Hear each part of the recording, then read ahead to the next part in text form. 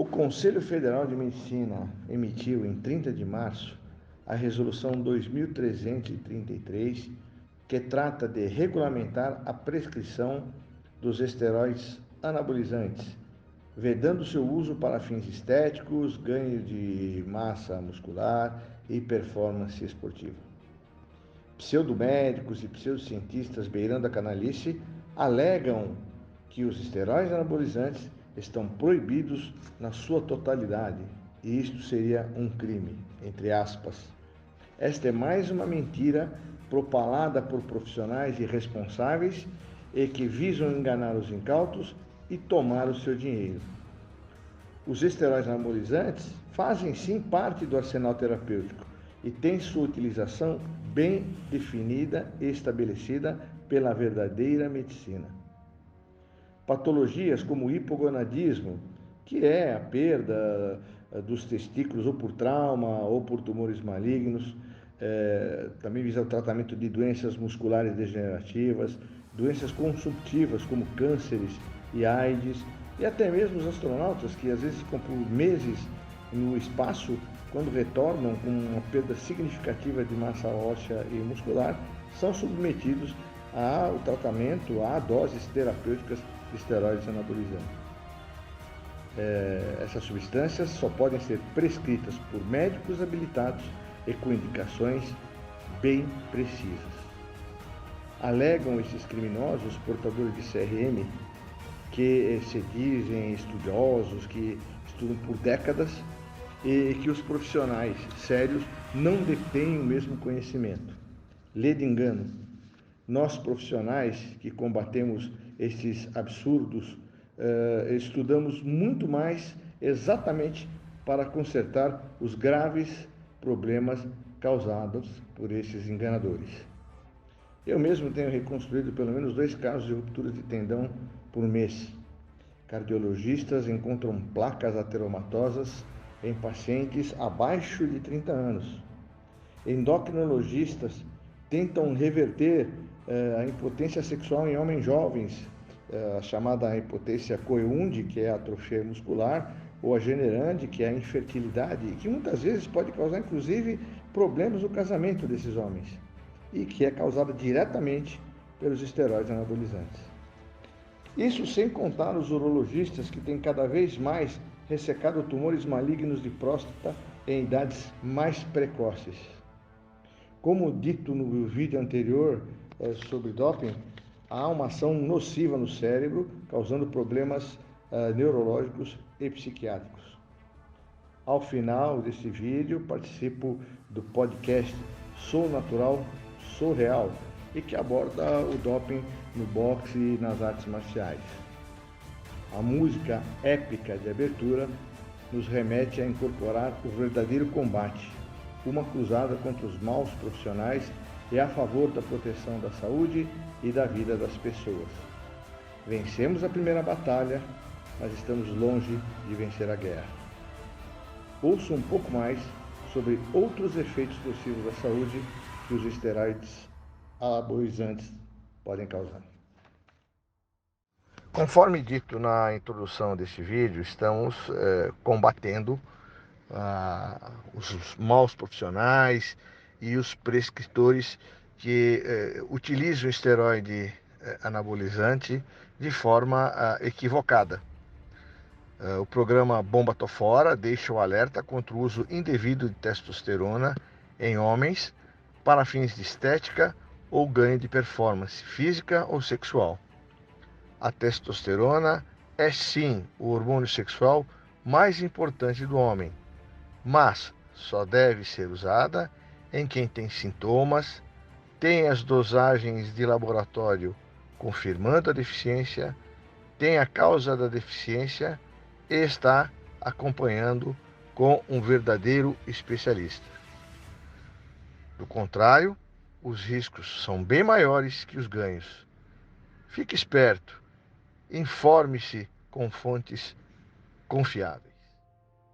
Além das complicações e efeitos deletérios citados no primeiro vídeo sobre o uso de esteroides anabolizantes e o doping em si, e neste também, Vamos acrescentar as complicações cardiovasculares do uso indevido de esteroides anabolizantes e similares, e que estão cada vez mais frequentes e alarmando os especialistas. Lembre-se que o coração também é um músculo e sofre ação direta e indireta desses hormônios. Usar esteroides para fins estéticos de performance, sem ter deficiência hormonal, está relacionado a um risco aumentado de doença cardíaca e circulatória. Existe também o risco da potencialização de problemas que este indivíduo possa ter, até histórico de problemas cardiológicos e de pressão alta. Já existem estudos demonstrando que placas ateromatosas que poderiam obstruir artérias estão sendo encontradas em pacientes cada vez mais jovens. Portanto, cuidado. Aconselhe-se com um especialista, procure sempre um profissional sério, um médico de esporte, um cardiologista e as especialidades correlacionadas. Além de todos esses problemas, o próprio uso dos esteroides anabolizantes podem ser um tiro que sai pela culatra, porque além de tudo aquilo que nós já falamos, eles podem causar acne, oleosidade da pele, podem formar o sebo, né, o chamado sebo, levando a caspa e seborreia, e o próprio aparecimento das estrias, que é o terror das mulheres, né? Porque você vai ter um crescimento acelerado da musculatura, né? Então você vai ter um estiramento da pele, uma perda daquela elasticidade com a formação de estrias. Então pense bem, você que quer, que acha que vai ficar bonito, ficando bombadão, vai pagar um preço muito caro, né? É importante que vocês se conscientizem e ver se isso realmente vale a pena. E outro tiro no pé para as mulheres que gostam de usar o esteroide anabolizante é o engrossamento da voz e os cabelos que se tornam quebradiços. A mulher perde aquela viçosidade, aquele brilho e, obviamente, vai afetar diretamente a estética, a estética feminina. Chega de tentar dissimular e disfarçar e esconder o que não dá mais pra ocultar. E eu não quero mais calar, já que o brilho desse olhar foi traidor e entregou o que você tentou conter. Portanto, após tantas recomendações, pese na balança. Pense na sua verdadeira saúde física e mental. Pratique esportes, se alimente bem, tenha bons relacionamentos, faça música, se ame de verdade. Não vale a pena acabar com sua saúde para ganhar alguns anos de falsa beleza estética. Melhor explodir o coração com a linda voz de Gonzaguinha, acariciando o espírito, e não com esteroides anabolizantes. Eu garanto para vocês, é muito melhor. Quero sentir a dor dessa manhã, nascendo, rompendo, tomando, rasgando meu corpo e então eu chorando, sorrindo, sofrendo, adorando, gritando, feito louca, alucinada e criança. Eu quero meu amor se derramando, não dá mais pra segurar, explode o coração.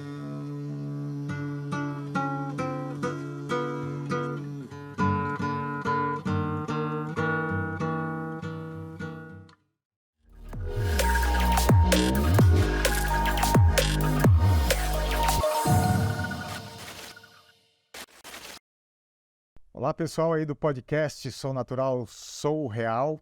Estamos aqui hoje com o convidado, o Dr. Bernardino Sante. Dr. Bernardino Sante, especialista na medicina esportiva, na modalidade boxe, mas nós vamos falar não apenas do pessoal do boxe, mas também de todo o pessoal praticante de atividade física, e falando, lógico, sobre o uso de substâncias proibidas, substâncias aí perigosas. Dr. Bernardino Santi também é pai da doutora Lara Santi, que estava aí com a gente semana passada. Então, pessoal, quero apresentar o Dr. Bernardino Santi. Ele vai falar o currículo dele aí extenso, né? Top. Nossos médicos que vêm aqui no nosso podcast são todos, assim, de ponta. Então, por favor, doutor Bernardino, se apresente ao pessoal aí. Marcelo, tudo bem? Obrigado pelo convite. É uma honra poder falar com as pessoas que estão nos vendo agora. Eu vou fazer esse ano 40 anos de formado como médico já. Vamos fazer a nossa festa de 40 anos. Me especializei em ortopedia e traumatologia, depois com mestrado em cirurgia da mão. Posteriormente, pós-graduação em medicina do esporte, né? A área pela qual acabei enveredando mais especificamente. Fui convidado à época para trabalhar com boxe, por ser judoca também. Eu adoro lutas, então desde pequenininho eu sempre lidei com lutas, com MMA, com boxe, né? Então, por conta da minha especialidade, comecei a trabalhar com boxe. Na verdade, eu acabei entrando por todas as artes marciais, né? Hoje em dia, eu posso dizer que eu trabalho assim há muito tempo, com muitos atletas do taekwondo, da luta olímpica, do próprio judô, do boxe, do MMA. Muitos, os irmãos Minotauro e Minotauro foram meus pacientes, né? Eu tenho aí uma larga experiência nessa área, realmente, né? Por conta dessa especialidade, e acabei sendo convidado pelo Comitê Olímpico Brasileiro para participar dos Jogos Pan-Americanos na época de Mar del Plata. O Popó foi meu atleta, depois fui para Atlanta, Jogos Olímpicos, Winnipeg, Pan-Americano, e aí daí Sydney, Atenas, Pequim. 2016 fiz parte da organização médica como médico dos Jogos do Rio, né? E hoje eu estou como o chefe médico da Confederação Pan-Americana de Boxe, além de ter atuado na área de doping como DCO FIFA, como DCO em outras modalidades, hoje DCO do boxe. Então a gente tem aí um trabalho aí realizado, graças a Deus, e a gente vai passando o bastão para o pessoal mais jovem hoje, né? Legal.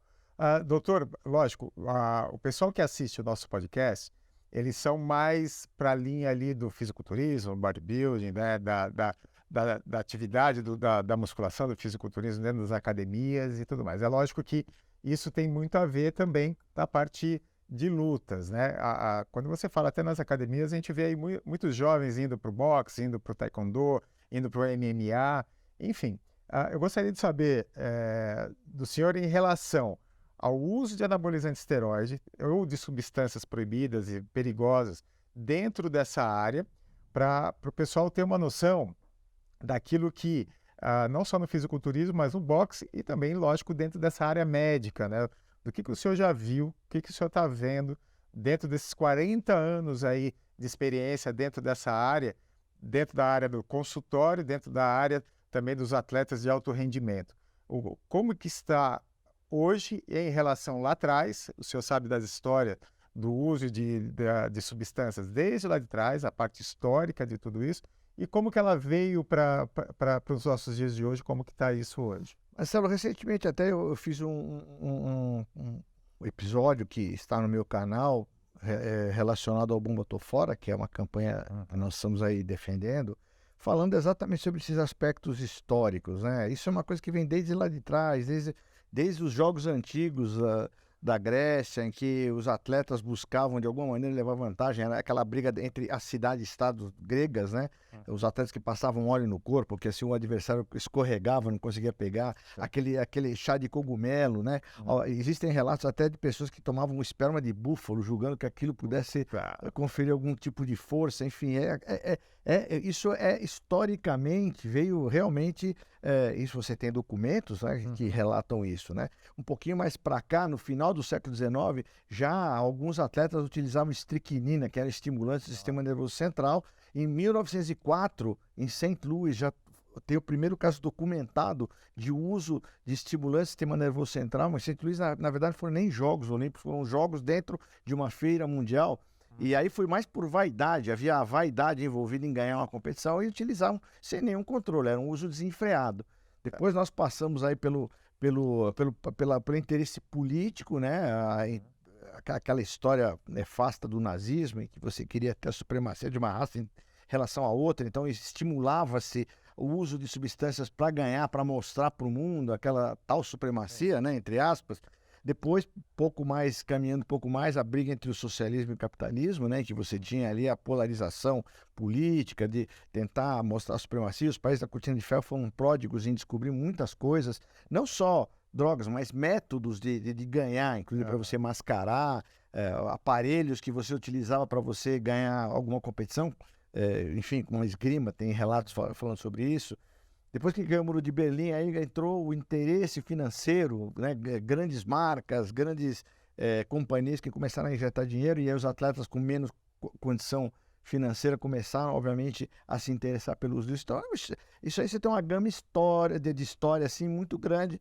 Você tem a própria sociedade, então, por exemplo, beba tal refrigerante, coma tal coisa, faça tal coisa, né? Use isso, quer dizer, por quê? É uma forma de você estimular a utilização para você ganhar uma vantagem. Então isso é um hábito que está impregnado na nossa sociedade. Então isso, obviamente, construiu uma forma de pensar por parte dessas pessoas para levar algum tipo de vantagem, tá? Então, para você ter uma ideia, eu falei em 1904, foi o primeiro caso documentado pela estricnina, e só em 68 é que se criou a primeira lista de substâncias que estimulam o sistema nervoso central. Então, você tem aí um lapso de tempo de pessoas que ganharam muita coisa, né, utilizando esse tipo de substância.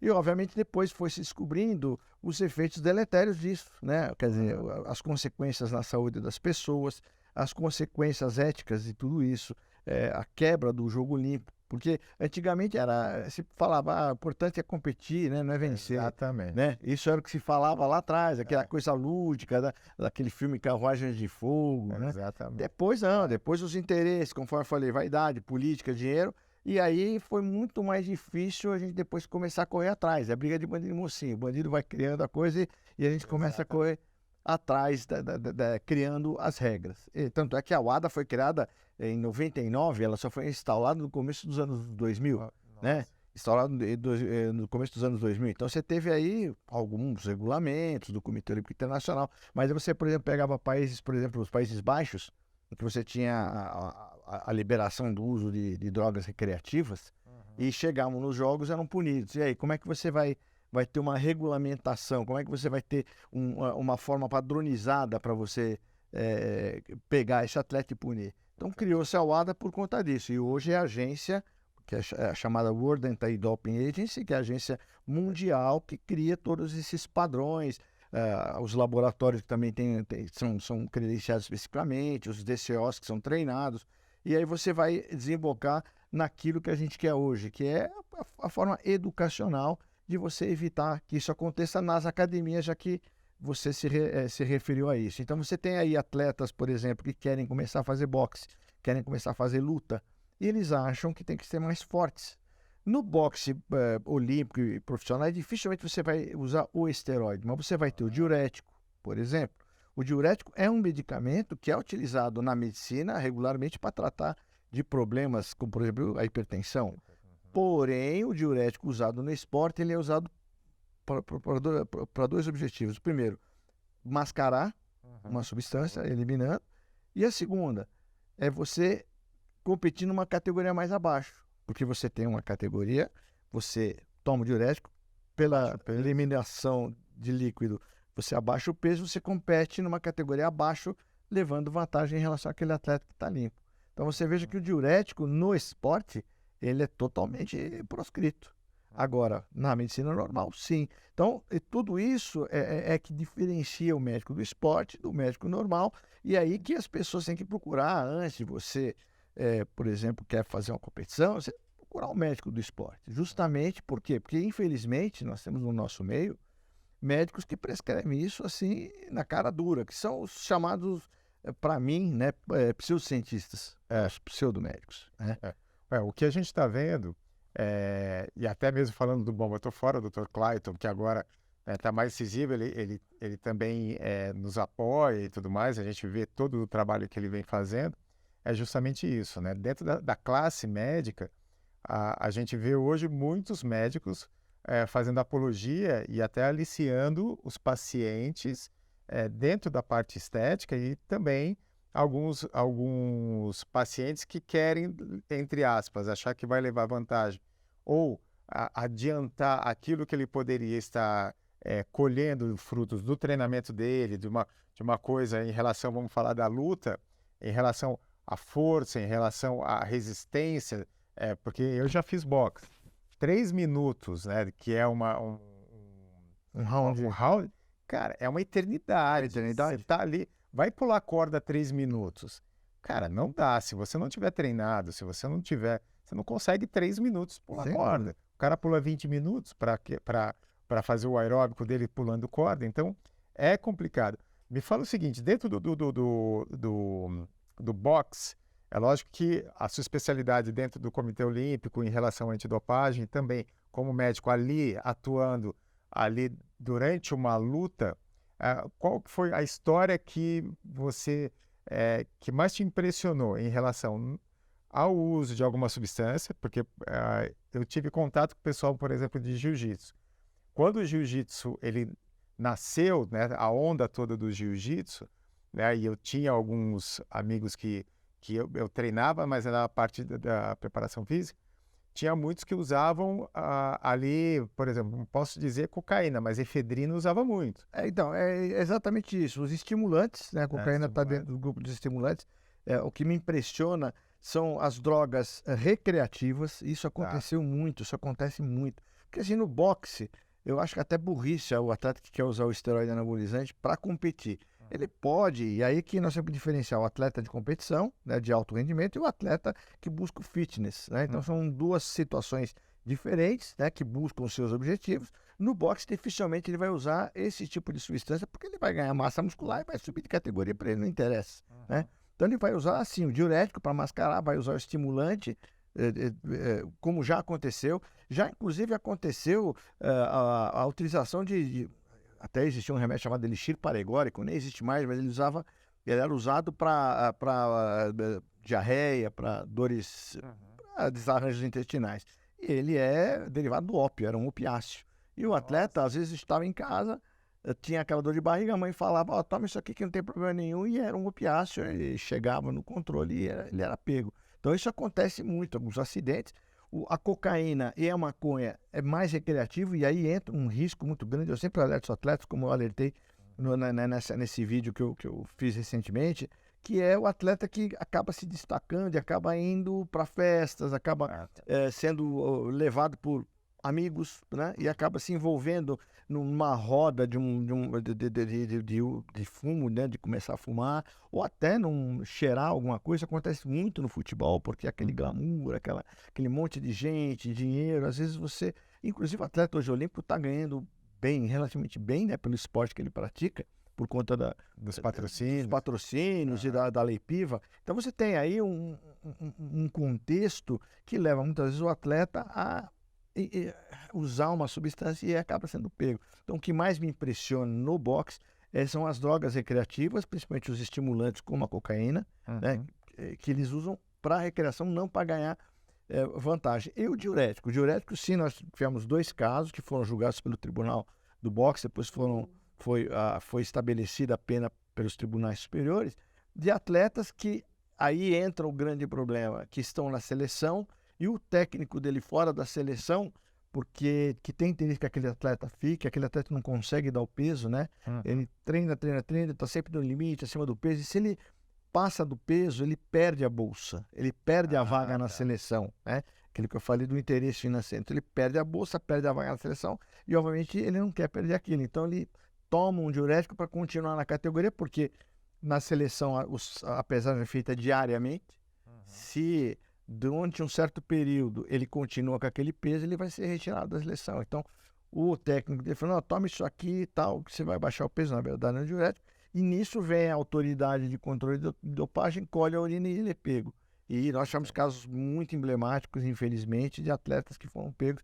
e perderam até a Olimpíada. Isso realmente às vezes nos assusta, porque por mais que a gente fale, sempre tem o problema das pessoas de fora e do atleta que infelizmente não tem conhecimento, não tem a cultura, né? Enfim, não está preparado para aquilo e acaba embarcando nessa. No boxe, o antidoping, lógico, ele sai do ringue, ele vai direto para o antidoping. Exatamente. Aliás, como todos os esportes olímpicos, quando você está numa competição, ele imediatamente ele já é notificado, ele já pega uma credencial e já vai diretamente para a estação de controle. E né? todas as lutas oficiais aqui dentro do Brasil, lógico que não são todos que fazem o antidoping. Na verdade, nós temos que ver o seguinte, né? O custo do controle é muito alto, né? Porque você tem laboratórios credenciados, os insumos desses laboratórios são importados, a maior parte deles, os equipamentos também, as pessoas que fazem, que trabalham no laboratório são pessoas altamente qualificadas, então demanda, obviamente, um preparo. Então, tudo isso, infelizmente, implica num custo muito alto, o que é bastante justo, né? E você não consegue fazer aquilo que a gente gostaria, uma política de fazer todos os controles. Então, nós temos uma amostragem que é feita por sorteio e algumas por indicação, porque, obviamente, você tem denúncias, você tem a observação do oficial de controle de dopagem que está vendo, né? Ele está acompanhando aquele atleta para que e vai perceber que alguma coisa está de errado. Você tem o sistema hoje que é o whereabouts, que é o sistema quer dizer, whereabouts significa aonde ele vai estar, né? Quer dizer, aquele atleta em algum momento... passaporte biológico. Ele, em algum momento ele vai ser testado, então ele é obrigado a cada um período de tempo mandar o seu reporte, um relatório de tudo aquilo que ele faz, desde o momento que ele acorda até o momento que ele dorme, passando por treinamento, por entrevistas, por viagens de final de semana, por descanso. Ele vai ser monitorado pela UADA, pelas autoridades, tanto pela ABCD quanto pela Internacional, porque o boxe indica um X número de atletas, os atletas de ponta, e em algum momento ele vai ser testado no seu país. Então ele tem que estar 24 horas atento, porque em algum momento ele pode cair no controle. Então, se você não consegue fazer de todos, mas você consegue monitorar os principais, e com isso, obviamente, um dia a casa cai. Não tem como você enganar o tempo todo, entendeu? Então, quer dizer, eu acho que é um sistema bastante abrangente, é um sistema que funciona muito bem. Infelizmente, nós ainda temos uma quantidade ainda considerada importante de atletas que são pegos, né? No boxe também? No boxe também, no boxe mundial também. Nós temos aí algumas medalhas que foram retiradas por conta da utilização de substâncias dopagem, tanto das drogas sociais como pelo diurético. Já tivemos esteroides, sim, atletas que foram pegos. São poucos, mas são pegos, né? E infelizmente são às vezes atletas que a gente tem que afastar. Em relação à seleção natural de cada esporte, a gente sabe que, por exemplo, no boxe, se tem um adversário, lógico que ele tem a direita muito mais forte do que a minha, eu não vou tomar anabolizante esteroide achando que eu vou desenvolver uma direita forte. Então, o que isso acarreta, né, para os atletas? Olha, é importante a gente salientar dois aspectos. O primeiro é que os atletas nascem com uma determinada qualidade. Se você pegar no futebol, por exemplo, tem atletas que nascem com uma esquerda potentíssima, como foi o caso do Rivelino, como foi o caso do Éder. O Nelinho, que era destro, também chutava muito forte, quer dizer, ele nasceu com essa qualidade que potencializou com treinamento, etc. Nos esportes como o boxe é a mesma coisa. Você tem atletas que têm um golpe potente, um soco potente, obviamente já nasceu com aquilo que vai aperfeiçoar com o treinamento. Existem aqueles atletas que não são pegadores, que são estilistas, mas que conseguem melhorar a sua potência com o treinamento. Então, sempre o segredo é o treinamento. Não é você aumentando a força. Esse é o grande problema que a gente enfrenta, por exemplo, com esses meninos que com 16, 17 anos lá, começam já aquela sexualidade, que começa a se interessar pelo sexo oposto, começa, né? Ele tá magrinho, fininho, feio, espinhudo, e aí ele começa, né, a sofrer bullying na escola, aí ele vai buscar uma academia para tentar melhorar o corpo, não tem genética adequada. Aí vem o tal professor, toma tal coisa que isso melhora, ele começa a ter resultado, ele não quer abandonar mais aquilo. Então, isso é realmente um contexto muito explosivo, muito perigoso. Por isso que a gente tem que educar sempre, o tempo todo, inclusive os próprios educadores físicos, os psicólogos, professores, idôneos, que atentem para esse tipo de problema que está virando um problema de saúde pública, né? Perfeito. E a gente orienta as pessoas, olha, procure um médico certo.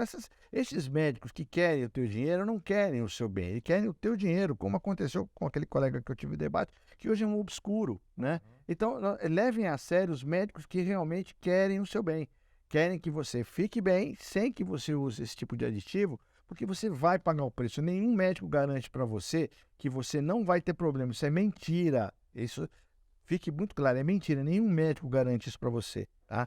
Então, atente para isso. Não, legal.